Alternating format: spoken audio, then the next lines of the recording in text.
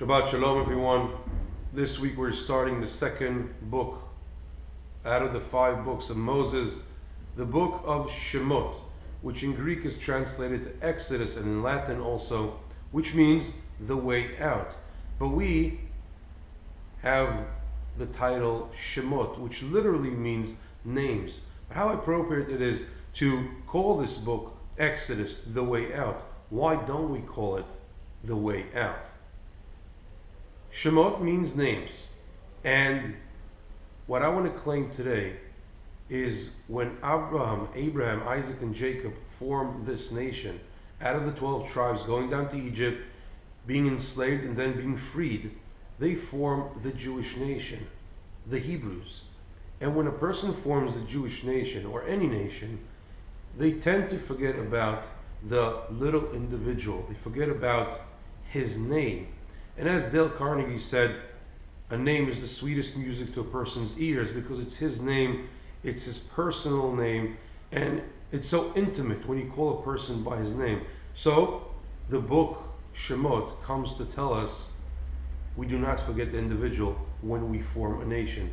Adam in the Garden of Eden is approached by God, and God is telling him, take all the animals and call them by name.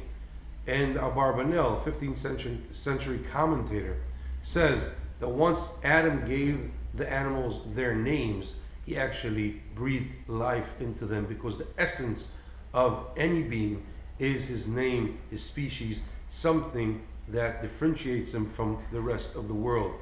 And here, our main message is, do not take the collective and the nation and forget about the individual. But sometimes names can cause also intimacy in a place that we do not want that intimacy. For instance, when we approach a judge or a minister or a president or a father and mother or teachers, in those cases a private name, a surname or a first name is not appropriate. Why? Because on the contrary, we want to create some kind of a distance. We want to get inspired by these people, and befriending them and having us call them by their first name misses the point. The point is to stand in awe sometimes, or to get inspired, or to learn something, or to have the authority of a parent. We do not call our parents in their first names.